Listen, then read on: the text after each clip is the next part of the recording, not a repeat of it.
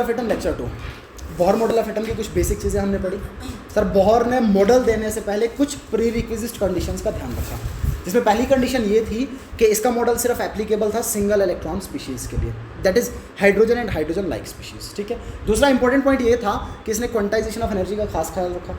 तीसरा important point, hydrogen spectrum को study किया। किसको स्टडी किया? ठीक है जी। उसके बाद क्या क्या पोस्टुलेट्स इसने कही? पहली बात इसने ये कही कि इलेक्ट्रॉन की revolving around the nucleus in concentric circular orbits, जिनका एनर्जी फिक्स होगा। सिर्फ कुछ ही एनर्जी लेवल्स पॉसिबल हैं, रैंडमली पॉसिबल नहीं होंगे। ठीक है ना। Those are known as permitted are possible energy levels, और इन्हीं को हम स्टेशनरी ऑर्बिट्स भी पढ़ते हैं। और जब तक इलेक्ट्रॉन इन ऑर्बिट्स में रहे एनर्जी लूज नहीं करता, that is why these are known as stationary orbits. Other stationary के जनरली बच्चे को मतलब ये समझ में आता है जैसे सन स्टेशनरी ऐसा लगता है कि जगह पे है, ठीक है ना, जो अपने एक्सेस पे घूम रहा है। बट स्टेशनरी का यहाँ पे ये मतलब है कि इनका एनर्जी फिक्स है, इनका एनर्जी से कम ज़्यादा नहीं हो रहा है, फिक्स एनर्जी का है। ठीक है। अच्छा, उसके बाद हमने ये देखा कि जब कभी भी इलेक्ट्रॉन लो एनर्जी लेवल से हाई एनर्जी लेवल में जंप करेगा तो हमेशा एनर्जी एब्जॉर्ब करेगा, और जब कभी भी हाई एनर्जी लेवल से लो एनर्जी लेवल में आएगा तो हमेशा एनर्जी इमिट करेगा, हमेशा एनर्जी। अच्छा, ये गैप जो होगा, मान लीजिए लो एनर्जी लेवल आपका N1 है, हाई एनर्जी लेवल आपका N2 है, और इनके बीच का गैप कितना होगा? डेल ई के बराबर। किसके बराबर? सो ये डेल ई किसके बराबर? Sir according to Planck's del E बराबर एच न्यू के, देन न्यू बराबर del E upon H, del E upon, this is called Bohr frequency rule. इसको क्या पढ़ते हैं? Bohr frequency rule. ठीक है। उसके बाद हमने नेक्स्ट में ये पॉइंट पढ़ा कि सिर्फ वही वाले ऑर्बिट्स पॉसिबल हैं जिनका एंगुलर मोमेंटम का वैल्यू किसके बराबर होगा? NH अपॉन 2π के, NH अपॉन 2π के। अच्छा, इसमें कल एक करेक्शन पॉइंट था, ये जो नंबर 4 था, ये नंबर 4 भी करेक्ट था।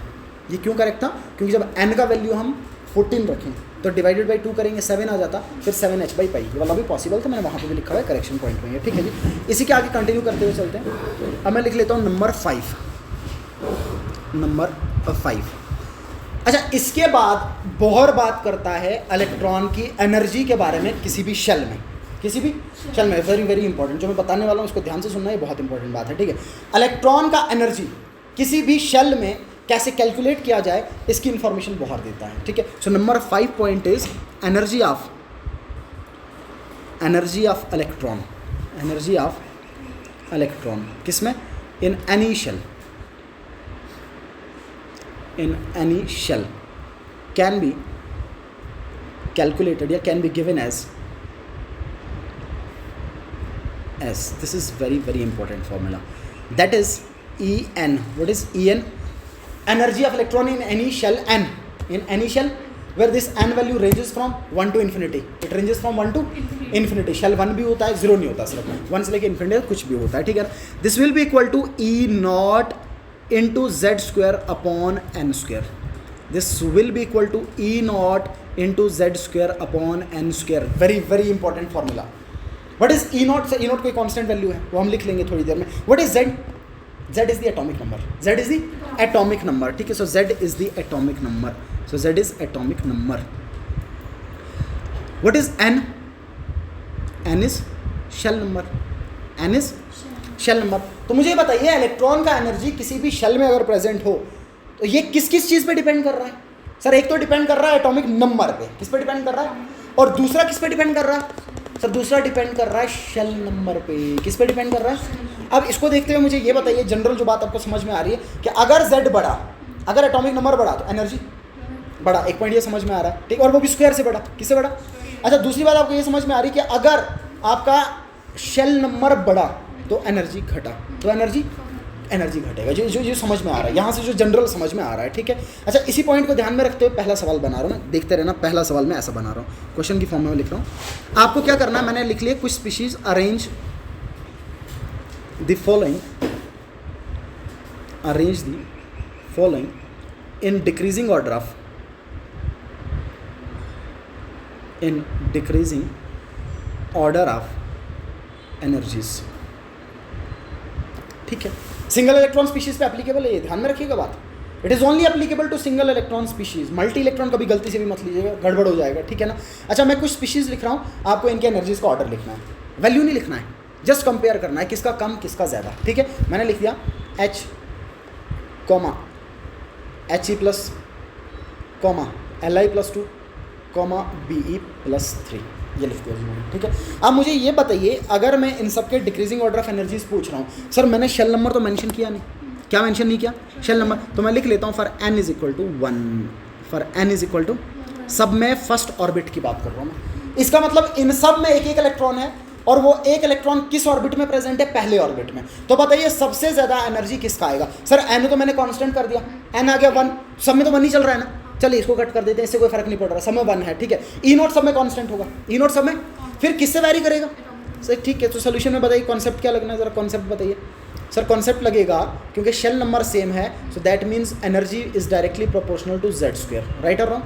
Energy is directly proportional to Z square. अगर एटॉमिक नंबर बढ़ा तो एनर्जी बढ़ा, एटॉमिक नंबर बढ़ा तो एनर्जी बढ़ा, ठीक है। तो मुझे बताइए एटॉमिक नंबर इन सब में से किसका है ज़्यादा? बेरिलियम का। तो बेरिलियम का एनर्जी सबसे ज़्यादा, बेरिलियम का एनर्जी सबसे, तो बताइए क्या ऑर्डर बनेगा? सर ऑर्डर बनेगा एनर्जी ऑफ बेरिलियम +3 ज़्यादा, उससे कम लिथियम +2, उससे कम हीलियम प्लस, और उससे कम हाइड्रोजन प्लस, या हाइड्रोजन सिंपली, सब हाइड्रोजन सिंपली, ओके। ये बात आ गई पहली बात, ठीक है। अगर शेल नंबर मेंशन किया है और डिफरेंट सिंगल इलेक्ट्रॉनिक स्पीशीज आपके पास मेंशन हो, तो उस टाइम पे एनर्जी को डिसाइड करता कौन है? Z only. कौन डिसाइड करता है? जिसका जेड का वैल्यू ज़्यादा उसका एनर्जी ज़्यादा, इसका जेड का वैल्यू ज़्यादा उसका एनर्जी ज़्यादा। ये बहुत इंपॉर्टेंट बात है, ध्यान में रखिएगा, ठीक है। पहली पॉइंट, ये पहला ही पॉइंट बहुत ज़बरदस्त, ओके। अब मुझे ये बताइए, इसी को ध्यान में रखते, ई नोट में लिख भी नहीं रहा हूँ अभी मैंने ई नोट लिखा भी नहीं है, ठीक है ना। अब दूसरी बात इसी को देखते हैं, मुझे ये बताइए, अगर मैं आपको ये बोल दूँ कि एक एटम के सिमिलर शेल की बात कर रहा हूँ मैं, से मान लीजिए मैंने एक एटम कंसिडर कर लिया, ठीक है ना, और एक एटम के हिमालय डिफरेंट शेल्स की बात कर रहा हूँ मैं। यहाँ पे लिखता हूँ for same atom, for same atomic species. अच्छा, अगर मैंने एटॉमिक स्पीशी सेम रखा, अगर मैंने एटॉमिक स्पीशी सेम रखा, मुझे बताइए एटॉमिक स्पीशी सेम होने का मतलब क्या चीज़ कांस्टेंट है? जेड कांस्टेंट है नहीं है? अगर मैंने हाइड्रोजन की बात की तो Z1 होगा, हीलियम की बात की तो Z2 होगा, लिथियम की बात की तो Z3 होगा। अगर मैंने सेम एटॉमिक स्पीशी की बात की तो Z क्या आएगा? Z हो गया कांस्टेंट। अब इस पे डिपेंड नहीं करेगा, अब इस पे डिपेंड फिर किसके साथ वैरी करेगा? n के साथ। किसके साथ? ई नोट तो पहले ही कांस्टेंट चल रहा है, किसके साथ वैरी करेगा? n के साथ। अब मान लीजिए मैं आपको कंपैरिजन बता दूं, इससे पहले भी मैंने बताया, बहुत बार बता रखा, वापस बता रहा हूं मैं, ठीक है। अगर आपको एनर्जी और n में रिलेशन बनाना है और किन्हीं भी दो ऑर्बिटल्स को देखते हुए, मान लीजिए पहला ऑर्बिटल n1, दूसरा ऑर्बिटल n2, पहले का एनर्जी E1, दूसरे का एनर्जी E2, बताइए इनके बीच में क्या रिलेशन बनेगा? क्या ये इनवर्स है? इनवर्स में कैसा रिलेशन होता है? अगर पीछे 1 2 लिखा है तो आगे 2 1 आता है, आगे क्या आता है? 2 1। तो बताइए क्या रिलेशन बनेगा? Sir E1 upon E2, E1 upon will be equal to n2 square upon n1 square, साथ में ये नहीं खा सकते हम, सही है ना, स्क्वायर साथ में था, तो क्या बनेगा? n2 square upon n1 square, n2 square upon n1 square के बराबर हो जाएगा। अगर मैंने आपको ये कहा कि मान लीजिए मैंने हाइड्रोजन एटम की बात की, हाइड्रोजन एटम के पहले शेल में जब इलेक्ट्रॉन प्रेजेंट होगा, तो लेट से मैंने एनर्जी का वैल्यू आपको दे दिया। अब मैं आपको ये बोलूं कि बताइए एनर्जी का वैल्यू क्या आएगा जब इलेक्ट्रॉन दूसरे शेल में प्रेजेंट होगा? जब इलेक्ट्रॉन दूसरे शेल में, सवाल देखना, सवाल देखना, सवाल की फॉर्म में सवाल देखना, सवाल देखना, क्वेश्चन देखिएगा। If the energy of electron, if the energy of electron in first shell of hydrogen is x kilojoule per mole, कितना एनर्जी है? x kilojoule. That means this is the value of E1, this is the value of E1 for N1। किसके लिए? N1 के लिए। N1 is equal to 1, ठीक है। अच्छा, calculate the energy of second orbit, calculate the energy of second orbit. आपको क्या निकालना है? E2 निकालना है। क्या निकालना है? कीजिए फॉर्मूले में पुट, देखिए कितना हल्का सवाल है, पुट करना आंसर निकल जाएगा, ठीक है। मुझे बताइए क्या लिखूंगा मैं सोल्यूशन में? Sir we know that E1 upon E2 is equal to N2 square upon, where N1 is the ground state और N1 is the shell number, N2 is also the shell number, लेकिन कौन कौन सा वो mention किया होगा, उसमें कोई दिक्कत नहीं। मान लीजिए मैं आपको ये बोलता था कि शेल 1 का एनर्जी x है, तो बताइए शेल 5 का एनर्जी कितना है, और फिर N2 कितना डलता? 5। N2 is higher energy level, N2 is, N1 is lower energy level, N1 is lower energy level. बताइए अभी मुझे बताइए N1 कितना दे रखा है? N1 1, ठीक है। E1 कितना है उस टाइम पे जब N1 1 है? तो मैं कितना डालूंगा यहाँ पे? अपॉन क्या निकालना है अपने को? इज इक्वल टू, जरा बताइए n2 किस ऑर्बिट के लिए निकालना है? तो यहाँ पे कितना वैल्यू डालेगा 2, क्या आ जाएगा ये 2 का आएगा, डिवाइडेड बाई ये किसके लिए था 1 का स्क्वायर, ये कितना हो जाएगा यही आएगा, ठीक है ना। अब मुझे बताइए e2 इधर लेके जाऊँगा 4 डिवाइड में आएगा, ठीक है, रीअरेंज कर दूंगा तो e2 किसके बराबर आएगा, या इधर ही कर दो, इसको रेसिप्रोकल कर दो, इसको रेसिप्रोकल कर दो, ये बनेगा e2 upon x is equal to 4 upon 1, तो e2 is equal to 4 into ये sorry e2 is equal to ये इधर लेके जाएंगे तो ये आ जाएगा x/4, e2 is equal to x/4 kilojoule per मोल।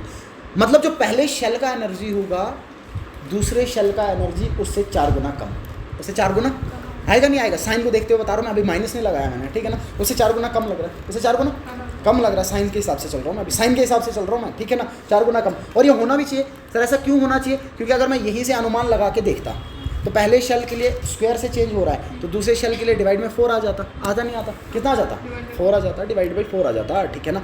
अगर एटॉमिक स्पीशीज सेम हो और किन्हीं भी 2 ऑर्बिट्स की एनर्जीज को कंपेयर करना है तो क्या फॉर्मूला बनेगा, E1 upon E2 is equal to N1 square sorry N2 square upon N1 square, ठीक है जी, बात समझ में आ गई आपको ये, ठीक है।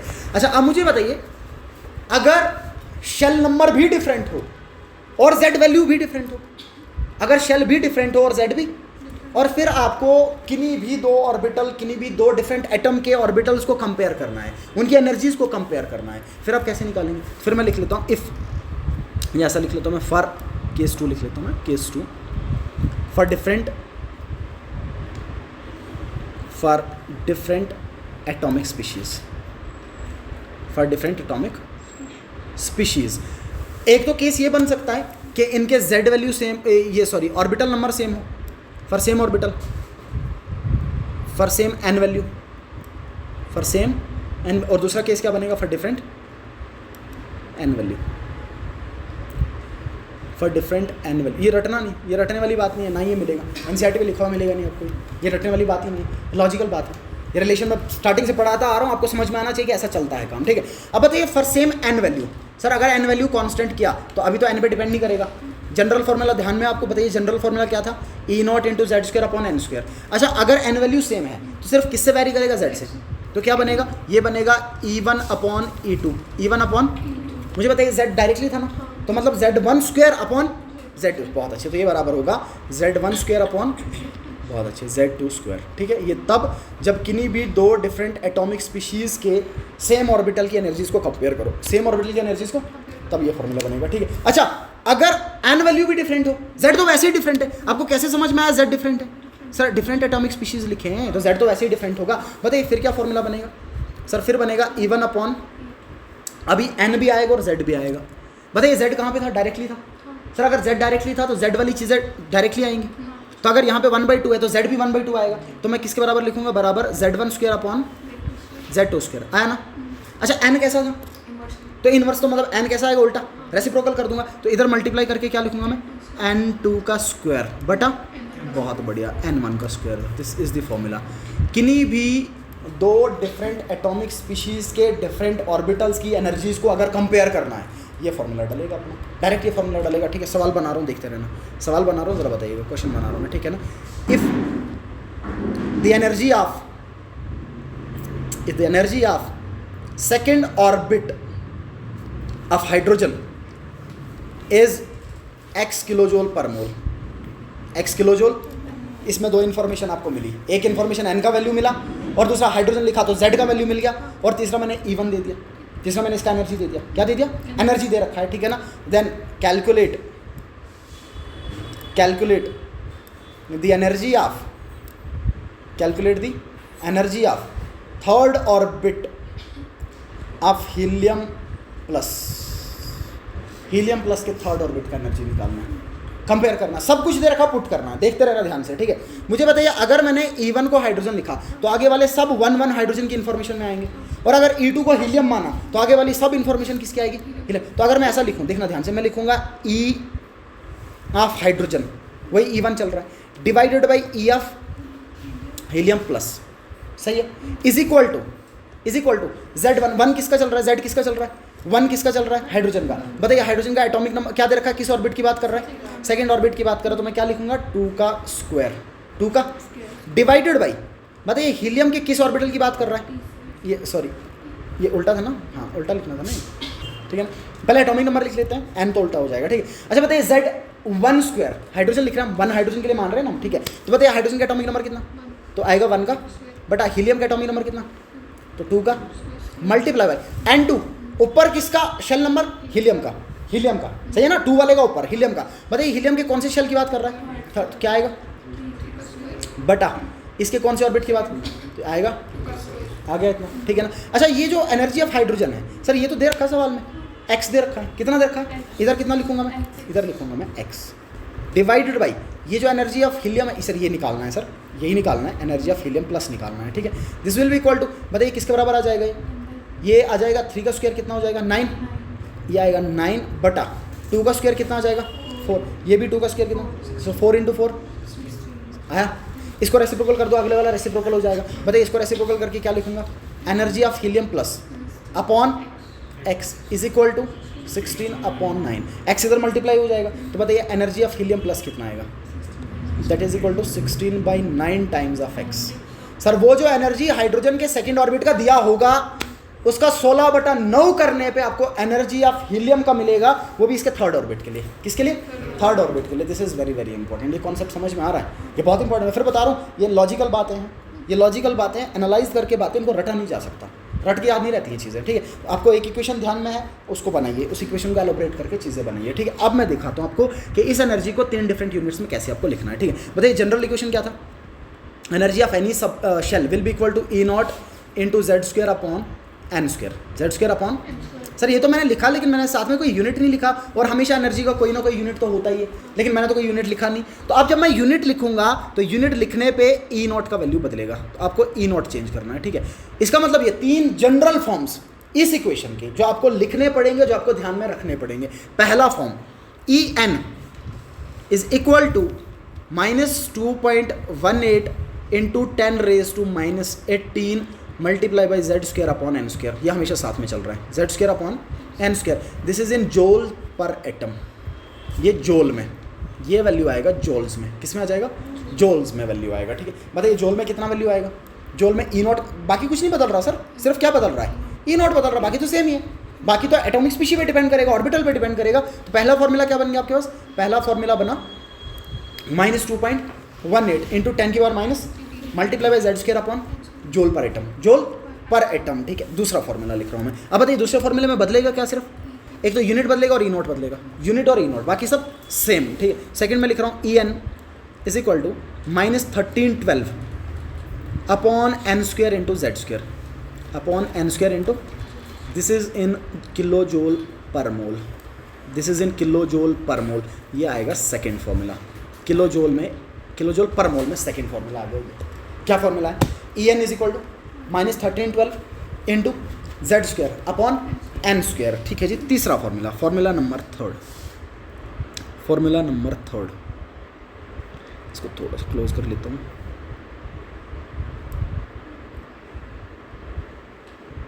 इधर ही एडजस्ट कर लेते हैं इसको सबको, ओके।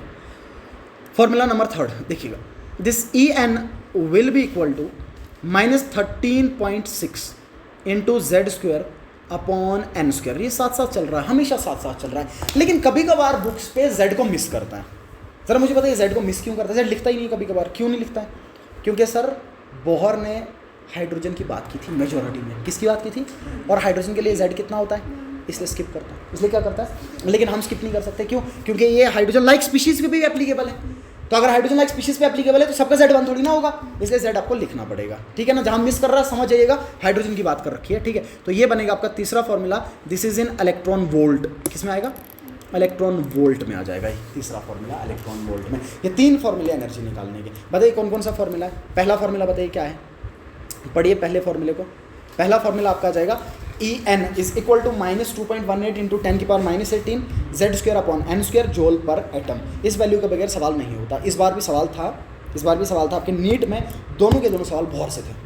नीट में 2 सवाल, 2 नहीं 3 थे, तीनों के तीनों सवाल बहुत से थे, तीनों के तीनों सवाल, इमेजिन कीजिए तीनों सवाल बहुत से थे, 3 के 3 सवाल बहुत से। और बच्चा ये इधर भी पढ़ता है और 12th में वॉल्यूम 2 में भी पढ़ता है फिजिक्स में। अच्छा दूसरा, ये formula -13 12 into Z square upon तीसरा फॉर्मूला बन गया अगले वाला, ठीक है ना। ये आगे 3 फॉर्मूले डिफरेंट यूनिट्स में ये पता होना चाहिए आपको, ठीक है। अच्छा मुझे ये बताइए, मान लीजिए मैं ऐसा लिख लेता हूँ, so let's say this is the nucleus, right, this one is the first shell, how do we designate this shell?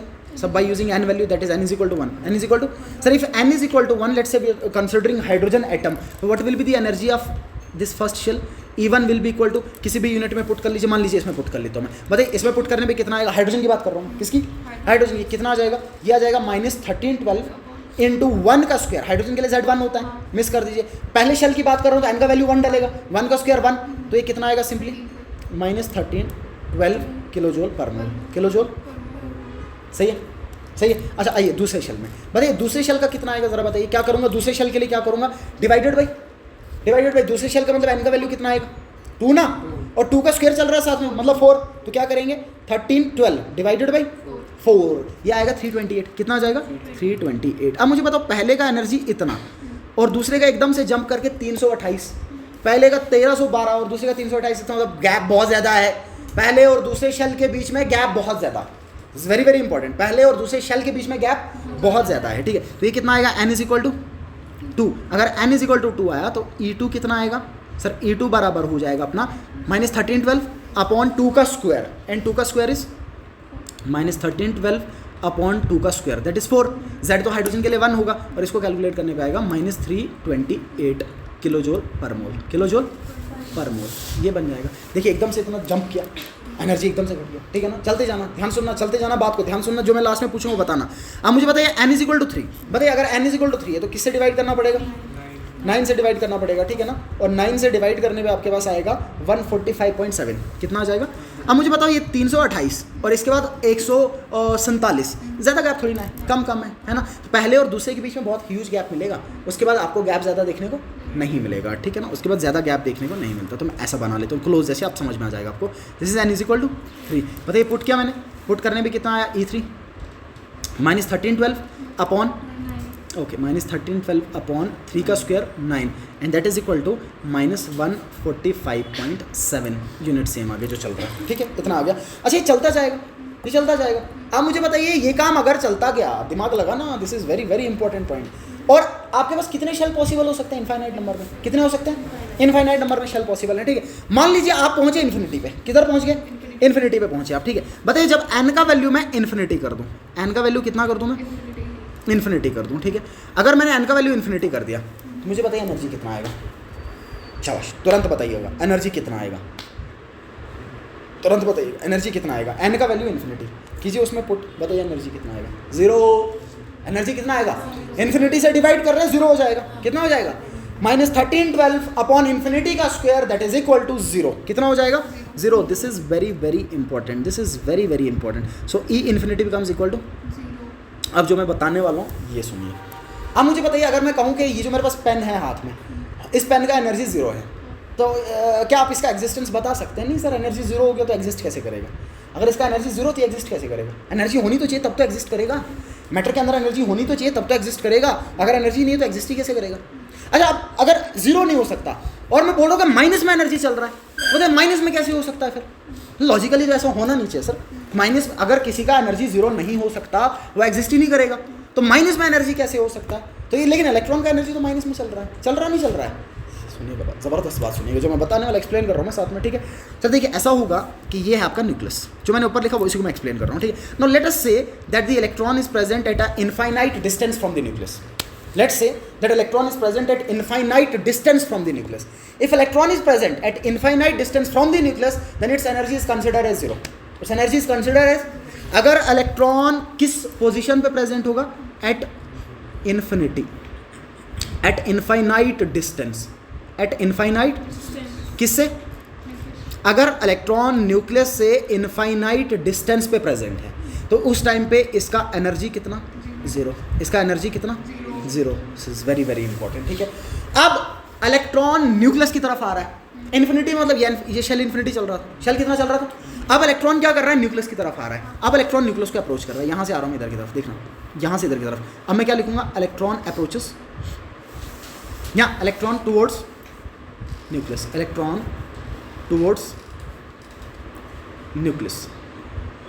जब इलेक्ट्रॉन न्यूक्लियस की तरफ आएगा सर अगर ये इन्फिनिटी पे प्रेजेंट हुआ, किस पे प्रेजेंट हुआ? अगर इलेक्ट्रॉन इन्फिनिटी पे प्रेजेंट हुआ न्यूक्लियस, अब देखिए इन्फिनिटी का ये मतलब नहीं है कि न्यूक्लियस इस कमरे में है और इलेक्ट्रॉन मान लीजिए शेरी बाजार में है, इसका इन्फिनिटी वो नहीं होगा। इसका इन्फिनिटी कितना होगा ज़रा मुझे बताइए, इसका इन्फिनिटी कितना आएगा? कब इलेक्ट्रॉन न्यूक्लियस से इन्फिनिटी पे कब होगा? इलेक्ट्रॉन न्यूक्लियस से इन्फिनिटी पे कब होगा? क्या लग रहा है आपको? सर जब ये जो एनर्जी लग रहा है ना, मुझे बताइए पहले शेल में एनर्जी कितना था? ठीक है ना, जब इतना एनर्जी इलेक्ट्रॉन को दे दिया जाए, जब इतना एनर्जी इलेक्ट्रॉन को, ये पहला शेल छोड़ के इन्फिनिटी में आ जाएगा, क्योंकि इन्फिनिटी में एनर्जी कितना? 0। पहले शेल में कितना था? इतना। मैंने बाहर से इतना ही एनर्जी दिया, बताओ कितना हो गया? 0। इलेक्ट्रॉन छोड़ के आ जाएगा इन्फिनिटी में। कहाँ पे आ जाएगा?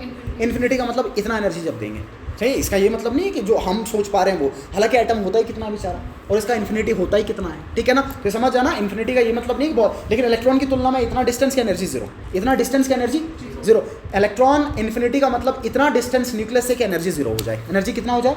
0 हो जाए, ठीक है। अच्छा, अगर इलेक्ट्रॉन किसको अप्रोच करे?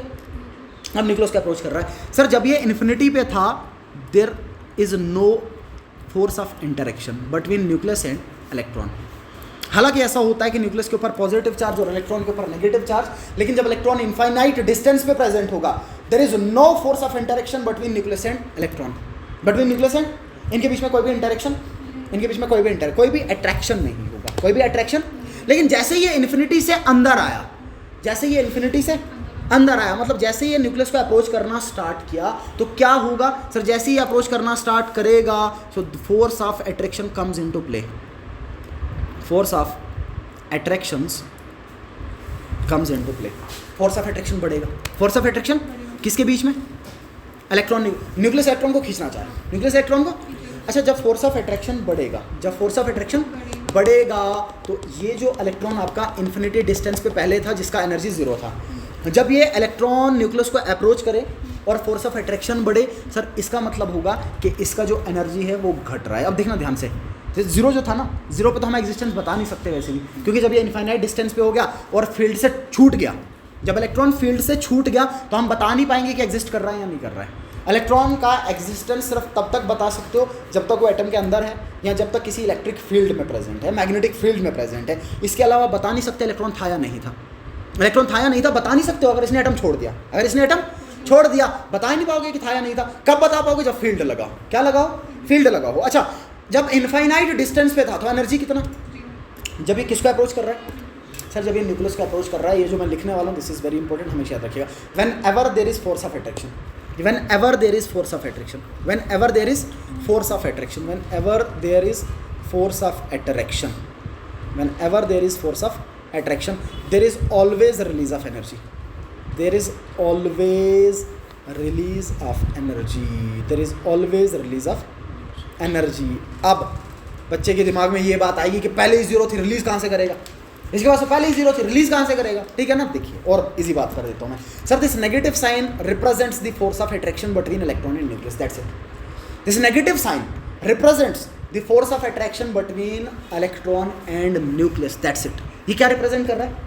ये नेगेटिव साइन जो एनर्जी में आ रहा है, ये क्या रिप्रेजेंट कर रहा है? Force of attraction. वो वापस मेरे साथ, ये जो नेगेटिव साइन एनर्जी में आ रहा है, ये नेगेटिव साइन क्या रिप्रेजेंट कर रहा है? फोर्स ऑफ अट्रैक्शन को। फोर्स ऑफ किसके बीच में?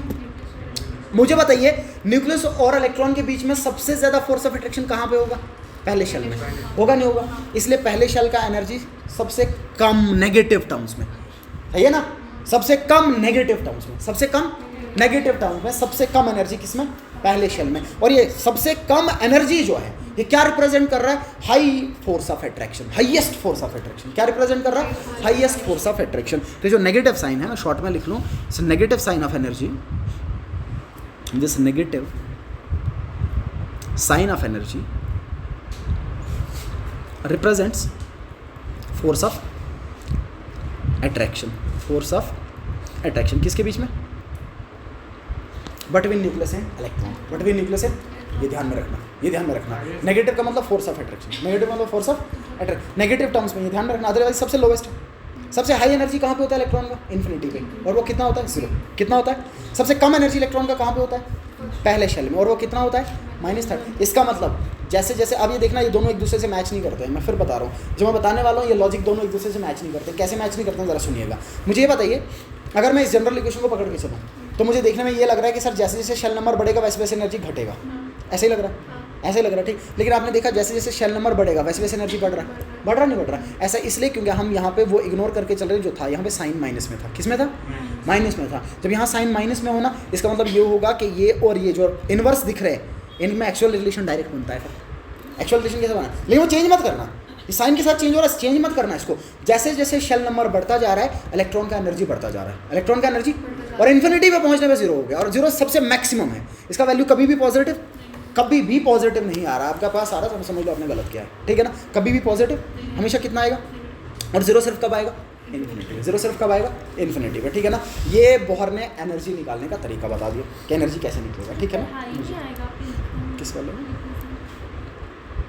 जिस ये लिखा हुआ है, ठीक है, ओके जी। ये आ गया एनर्जी निकालने का फॉर्मूला, ठीक है। Very very important, this is very very important, ठीक है। बताइए एक ही चीज़ बताई मैंने, सिर्फ 30 मिनट हो गए, सिर्फ एक चीज़ बताई मैंने, और वो सिर्फ इतना बताया EN = E0 × Z² / N², बस इतना बताया मैंने और कुछ नहीं बताया। और एक और मज़े वाली चीज़ बताई, जो माइनस साइन है क्या बता रहा है? ये क्या बता रहा है? किसके बीच में? न्यूक्लियस, बहुत न्यूक्लियस और इलेक्ट्रॉन के बीच में, ठीक है। अच्छा, इसके साथ में बहुत एक अगली बात ये बोलता है, जो भी नंबर पॉइंट चल रहा है मैं 5 लिख लेता हूँ। अगली बात ये बोलता है कि इलेक्ट्रॉन न्यूक्लियस से कितनी दूरी पे प्रेजेंट होगा। इलेक्ट्रॉन न्यूक्लियस से कितनी दूरी पे, एंड दिस दूरी इज कॉल्ड रेडियस, दिस दूरी इज कॉल्ड, इलेक्ट्रॉन न्यूक्लियस से कितनी दूरी पे प्रेजेंट होगा, इस चीज़ के बारे में भी बोहर ने बताया, ठीक है। तो मैं लिख लेता हूँ the radius of shell, the radius of containing electron, containing electron, ये भी बोहर ने बता दिया। अब यहाँ तो मैं सिर्फ फॉर्मूला लिख रहा हूँ, अदरवाइज आपको ये ड्राइव भी करना है। जब 12th में पढ़ोगे फिजिक्स में आपको डेरिवेशंस पढ़ने, इसके बड़े बड़े डेरिवेशंस हैं, लंबे लंबे डेरिवेशंस हैं। यहाँ पे लगता ही नहीं, एनसीईआरटी ने डिस्कस नहीं किया, पढ़ के वो बेनिफिट नहीं होने वाला, वो फिजिक्स में पढ़ेंगे, ठीक है। और ना ही केमिस्ट्री से उससे रिलेटेड सवाल आता है, जो पढ़ रहे हैं उसी से रिलेटेड सवाल आएगा, ठीक है। अच्छा, रेडियस कैसे निकालें? तो रेडियस निकालने का जनरल फॉर्मूला इसने बता दिया, Rn = R0 × n² / Z × n²। This is the formula जिसको ध्यान में रखते हुए आप रेडियस निकाल सकते हैं। मुझे बताइए what is R0? Some constant value, some constant value, some constant value, ठीक है। What is n? Shell number, again n is shell number. What is Z? Atomic number. अब मुझे बताइए, अभी जो रिलेशन आप देख पा रहे हैं, ज़रा मेरे को ये बताओ, एटॉमिक नंबर बढ़ने से रेडियस क्या करेगा? घटेगा, क्योंकि एटॉमिक नंबर बढ़ा तो इसका मतलब ये होगा कि नंबर ऑफ प्रोटॉन्स बढ़े, नंबर ऑफ न्यूट्रॉन्स बढ़े, नंबर ऑफ प्रोटॉन बढ़े, यानी एटॉमिक मास की बात करूँ तो न्यूट्रॉन, अदरवाइज प्रोटॉन बढ़े। एटॉमिक नंबर बढ़ने का मतलब नंबर ऑफ प्रोटॉन बढ़ना, नंबर ऑफ प्रोटॉन बढ़ने का मतलब पॉजिटिव चार्ज का बढ़ना, और पॉजिटिव चार्ज के बढ़ने का मतलब फोर्स ऑफ अट्रैक्शन का बढ़ना, और फोर्स ऑफ अट्रैक्शन बढ़ने का मतलब है इलेक्ट्रॉन और न्यूक्लियस के डिस्टेंस का घटना, इलेक्ट्रॉन और न्यूक्लियस के डिस्टेंस का। क्योंकि फोर्स ऑफ अट्रैक्शन बढ़ा ना, जब फोर्स ऑफ अट्रैक्शन बढ़ा, पहले इलेक्ट्रॉन यहाँ पे था, अब फोर्स ऑफ अट्रैक्शन बढ़ा तो इलेक्ट्रॉन खींच के यहाँ पे आ जाएगा। बताइए, रेडियस घट गया, दूरी घट गई ना, दूरी घट गई, ठीक है। इसका मतलब Z के साथ कैसे वेरी करेगा? इनवर्सली। n के साथ कैसे वेरी करेगा? अब आपको ये चीज़ पता है, ज़रा मुझे बताइए, रिलेशन लिखवाइएगा, पहला रिलेशन लिखवाइए मेरे को।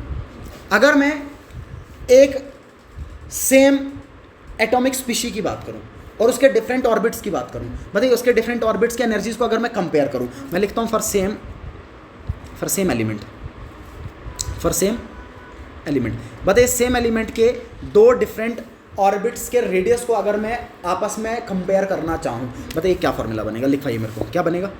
R1 सेम एलिमेंट का मतलब Z क्या है? बहुत अच्छी, Z क्या है? R0 भी क्या चल रहा है? किससे चेंज करेगा? डायरेक्टली है, अगर डायरेक्टली है तो पीछे 1/2 तो आगे भी, तो R1/R2 = बहुत अच्छे n1² बहुत बढ़िया n2², क्या बात है, n1² n2², कभी भी पुट कर लीजिए, सवाल बन गया, ठीक है। अच्छा, अगर मैं ऐसा लिखूँ, केस 2 में ऐसा लिखूँ,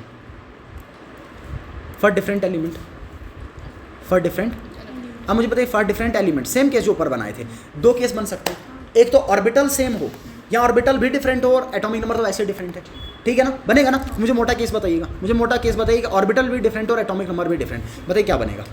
R1 यही बनेगा। बताइए जो डायरेक्ट है वो डायरेक्ट, जो इनवर्स है वो इनवर्स। बताओ डायरेक्ट क्या चल रहा है, क्या लिखूंगा मैं? अपॉन, बहुत अच्छे। अच्छा, इनवर्स क्या है? Z, तो क्या लिखूंगा?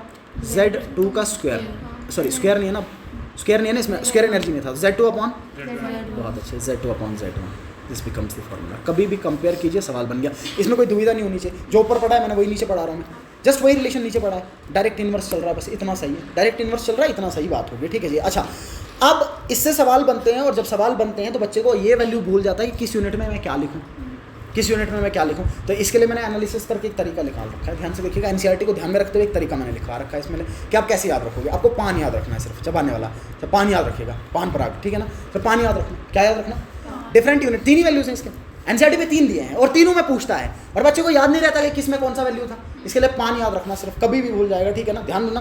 पान याद रखना, पान कैसे याद रखोगे, देखो PAN, sir P is in picometers, A for angstrom, N for nanometer, N for 3 units में वैल्यू एनसीईआरटी लिखता है। आपको तीनों के तीनों पता होने चाहिए, और तीनों के तीनों आप याद रखोगे पान से। किससे याद रखोगे, पान से। पान is P for picometre, N for nanometre and A for angstrom. A for क्या आ जाएगा, एंगस्ट्रॉम। देखिए कैसे याद रखेंगे, ठीक है, मैं लिख लेता हूँ। पहला RN is equal to R not लिखना, और सीक्वेंस में याद भी करवा दूंगा मैं, बहुत इजीली याद हो जाएगा। ध्यान से सुनिएगा कि ये ऐसे मान लीजिए मेरी बनाई हुई ट्रिक है, कहीं से मिलेगी नहीं आपको, ठीक है ना। आप सीक्वेंस में कैसे याद रखोगे आप, RN इज इक्वल टू सबसे बड़ा वैल्यू, ऊपर से नीचे के लिए वैल्यू कम होगा, तो मैं लिख लेता हूँ 52.9, 52. बाकी सब चीज़ें सेम चलेंगी। बताइए आगे क्या था, n² अपॉन, अच्छा अगर एनसीईआरटी भी Z को मिस कर दे तो इसका क्या मतलब है, हाइड्रोजन की बात कर रहा है। Sir this is in picometres, किस में आएगा, बड़ा वैल्यू पिकोमीटर में, ठीक है। अब याद कैसे करोगे देखना, खुद याद हो जाएगा। अब मुझे बताइए 1 पिकोमीटर में कितना मीटर, ज़रा बताइए 1 पिकोमीटर में कितना मीटर, अगर आपको याद होगा 10 की पावर माइनस 12, 10 की पावर माइनस 12 मीटर, ठीक है, 10 की पावर माइनस 12 मीटर, ओके, 10 की power minus 12 metre, okay. 1 angstrom में कितना मीटर, -10, ओके। 1 नैनोमीटर में 9, 10 पर माइनस 9, ठीक है, ओके ओके। अच्छा बताइए पिकोमीटर में कितना आ रहा वैल्यू, 52.9, 52. आगे तो सेम ही होगा, ठीक है ना। अब मुझे बताइए जब आप एंगस्ट्रॉम पे जाएंगे तो मुझे ये देखो जरा, यहाँ पे देख के बताओ पिकोमीटर और एंगस्ट्रॉम में कितने का फर्क आ रहा है, यहाँ 12, यहाँ 10, 2 का फर्क आ रहा है, कितने का। क्या करो, पॉइंट छोड़ के 2 पीछे जाओ, पॉइंट छोड़ के 2 डिजिट पीछे जाओ, माइनस में चल रहा है, पॉइंट छोड़ के 2 डिजिट पीछे चले जाओ। बताओ अगर 2 डिजिट पीछे चला गया तो RN किसके बराबर आ जाएगा, 2 डिजिट छोड़ दूंगा तो क्या बनेगा, ये बनेगा 0.529, छोड़ दिया मैंने 2 पॉइंट छोड़े ना, 2 छोड़े पीछे आ गया तो बन गया 0.5 इंटू n² अपॉन Z, ये किस में आ जाएगा, एंगस्ट्रॉम में। अब मुझे बताइए नैनोमीटर में और एंगस्ट्रॉम में कितने का फर्क लग रहा है, तो मतलब 1 पॉइंट और पीछे छोड़ो। 1 पॉइंट कैसे छोड़ूंगा, इधर 0 लगेगा, क्या बन जाएगा, RN is equal to 0.0529 upon into n², ये किस में, नैनोमीटर। कभी भी सवाल आएगा, कभी गलत नहीं हो पाएगा अगर आपको ये चीज़ पता है। अदरवाइज क्या होता है, फ्रस्ट्रेशन में बच्चे को ये पता नहीं चलता कि वैल्यू किस में लिखूँ मैं और किस में कौन सा वैल्यू, समझ में ही नहीं आता। कैसे याद रखोगे, पान, और पान में ऊपर से नीचे वैल्यू घट रहा है, ऊपर से नीचे वैल्यू एक याद रखो, बाकी उड़ जाएंगे। पान में पिकोमीटर, पिकोमीटर में कितना 52.9 इंटू n² अपॉन, एंगस्ट्रॉम में आए, ए पे आए, एंगस्ट्रॉम में 2 पॉइंट पीछे कर दो, 2 पॉइंट पीछे कर दिया 0.529, आगे सेम n² अपॉन Z। इससे नीचे आए नैनोमीटर में 1 पॉइंट कम कर दो, 1 पॉइंट कम कर दिया 0.0529 n² upon Z, n² upon, तुरंत आंसर निकल जाएगा आपका, ठीक है ना। बात समझ में आ रही है, सवाल था इस बार इस पर, लेकिन मज़े वाली बात थी कि वैल्यू दिया था सर, ये आगे दिखा था, ये दिया था, सिर्फ n और Z बोला था। इससे अच्छा, इससे हल्का क्या हो सकता है कि फॉर्मूला भी दे दे, n भी दे दे और Z भी दे दे, बस कैलकुलेट ही करना हो। नीट में था, इतना हल्का सवाल था, ठीक है। चलिए ये बता दीजिएगा, एक सवाल बना रहा हूँ मैं, ठीक है ना। If the radius of second orbit of hydrogen is let's say L picometer, कितना है, x y z l m कुछ भी, L पिकोमीटर, ठीक है ना। Then the radius of third orbit of helium plus will be, बताइए कैसे करें, वही इक्वेशन बना के, 2 different atomic species, 2 different orbital, याद आ रहा है। बताइए क्या लिखूंगा, R1 upon is equal to n² directly था, क्या लिखूंगा, n1² upon, okay, into Z inverse था, क्या लिखूंगा, Z2 बटा Z1, कर लीजिए पुट। अच्छा R1, आप साइड में हिंट के लिए याद रख लीजिएगा सो दैट आप सॉल्व कर पाएँ। मान लीजिए मैं R1 रख लेता हूँ, R1 इज हाइड्रोजन, R1 किसके लिए, R1 इज हाइड्रोजन का रेडियस, लेकिन किस ऑर्बिट का, किसके लिए सही, सो R of hydrogen for second orbit ऐसा लिखता हूँ मैं, और इसी कर देखो इस तरीके से लिखता हूँ मैं। तो देखो मैंने ऐसा ना इससे कन्फ्यूजन हो जाएगा तुम लोगों को, ऐसे ही रखो, छोड़ो मैं R2 लिख कन्फ्यूज हो जाएगा, ऐसे ही रखो, ऐसे रख लो, छोड़ो ऐसे रख लो, ठीक है ना।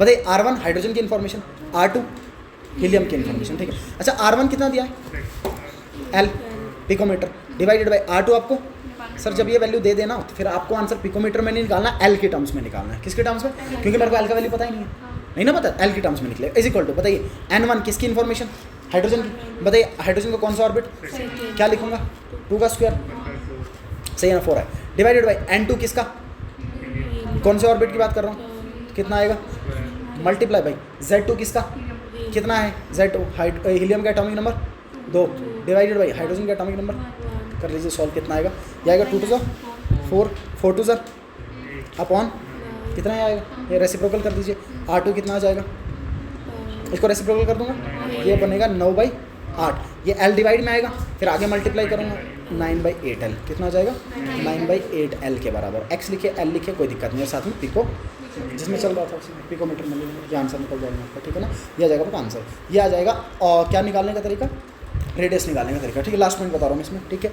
अच्छा वेलोसिटी निकालने, अब मुझे बताइए एक और बात बताइए, मुझे एक और बात बताइए, अगर आपको ये बात समझ में आई, आप बहुत स्मार्ट बच्चे हैं, अगर आपने अब आपको ये भी पता है कि सर इसने ये कहा था कि ऑर्बिट सर्कुलर होते हैं, कैसे होते हैं, अगर ये सर्कुलर मान के चल रहा है इसका मतलब आप उसका सर्कमफ्रेंस भी निकाल सकते हो, डायमीटर भी निकाल सकते हो। जरा मुझे बताइए अगर रेडियस r था तो डायमीटर 2r के बराबर, सही। अगर रेडियस r था, अगर रेडियस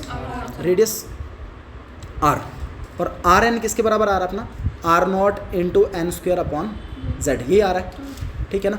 ऊपर एनर्जी किसके बराबर था, z square upon n square, इसको उल्टा करो, z का स्क्वायर हटा दो, बनेगा n square upon z, n square upon, जरा बताइए डायमीटर किसके बराबर आएगा, diameter is equal to 2r के बराबर। r का वैल्यू निकाल लो, कभी भी डायमीटर पूछ ली डबल कर दीजिएगा, ठीक है। अच्छा सरकमफ्रेंस,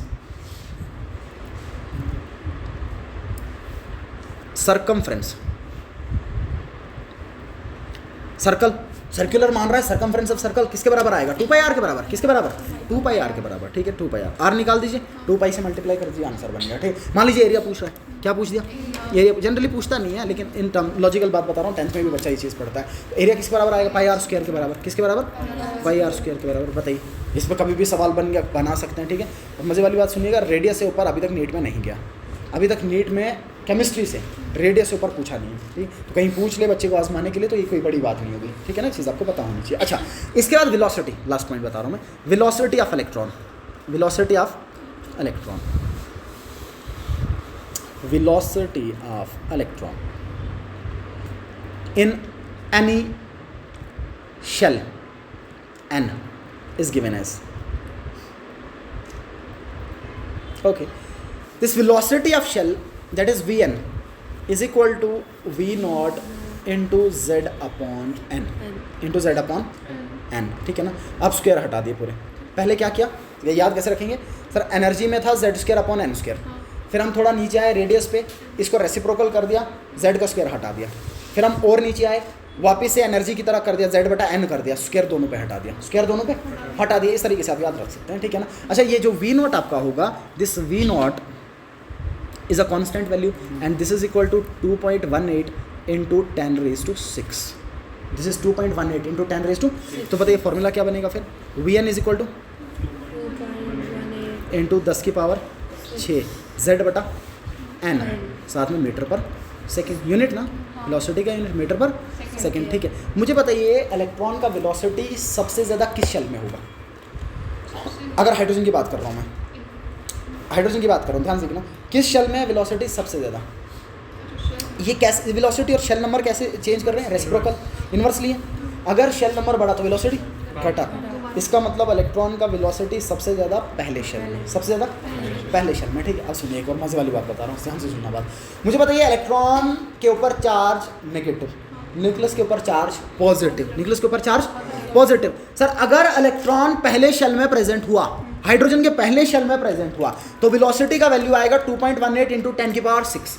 और अगर मैं ऐसा कर दूं कि इस n को 1 से छोटा कर दूं, मतलब मान लीजिए 1 से छोटा करने का मतलब मैं न्यूक्लियस के अंदर एंटर करवा दूं, किसके अंदर एंटर करवा दूं, अब मुझे बताइए न्यूक्लियस के अंदर जब ये एंटर करेगा, मैं इधर लॉजिकली बता रहा हूँ, मैं डी ब्रोगली में लगा के भी बताऊंगा, डी ब्रॉगली इक्वेशन में मैं लगा के बताऊंगा, इक्वेशन लगा के बता दूंगा, अभी बता रहा हूँ सिर्फ लॉजिकली समझने के लिए। अगर इलेक्ट्रॉन न्यूक्लियस से दूर चलता गया उसकी वेलोसिटी घटती गई, उसकी वेलोसिटी, और अगर इलेक्ट्रॉन न्यूक्लियस के सबसे करीब हुआ जो कि पहले शेल में होगा तो उसकी वेलोसिटी सबसे, लेकिन अगर इलेक्ट्रॉन न्यूक्लियस के अंदर एंटर कर गया, अगर इलेक्ट्रॉन न्यूक्लियस के अंदर, इसकी वेलोसिटी स्पीड ऑफ लाइट से ऊपर चली जाती है। और बताइए जिस किसी की वेलोसिटी स्पीड ऑफ लाइट से ऊपर चली गई उसका मास इन्फिनिटी, इन्फिनिटी बता रहा हूँ, उसका मास जीरो, उसका मास आप ये बता ही नहीं पाएंगे एग्जिस्ट कर रहा नहीं कर रहा। और कभी भी किसी भी चीज़ का वेलोसिटी स्पीड ऑफ लाइट से ऊपर हो ही नहीं सकता। अगर हो गया उसका मास जीरो हो जाता है, उसका मास कितना हो जाता है, जीरो हो जाता है, ठीक है। That is why this is one of the reasons that electron does not exist in the nucleus. क्यों? क्योंकि इसका वेलोसिटी इतना बढ़ जाता है कि स्पीड ऑफ लाइट से ऊपर चला जाता है, स्पीड ऑफ लाइट से ऊपर अगर चला गया तो मास जीरो हो जाता है। कितना हो जाता है? उसको निकालने का फॉर्मूला भी रहता है, ठीक है, हमने फिजिक्स में फॉर्मूला भी पढ़ा होगा, m is equal to M naught minus 1 upon under root of 1 minus V बटा सी, ऐसा करके फॉर्मूला एक रहता है, ठीक है ना। अगर स्पीड ऑफ लाइट के बराबर हो जाए ये पूरा वैल्यू जीरो हो जाता है, पूरा वैल्यू कितना, इसका मतलब ये हो गया कि इलेक्ट्रॉन का एग्जिस्टेंस न्यूक्लियस के अंदर कभी भी नहीं होगा, कभी भी बता ही नहीं पाएंगे आप। क्यों? क्योंकि इसका वेलोसिटी कितना हो गया, स्पीड ऑफ लाइट से ज़्यादा, स्पीड ऑफ लाइट से ये वेलोसिटी निकालने का फॉर्मूला आपको देखने को मिलेगा, ठीक है ना। इस तरीके से आप क्या निकाल पाएंगे, वेलोसिटी निकाल पाएंगे, ठीक है।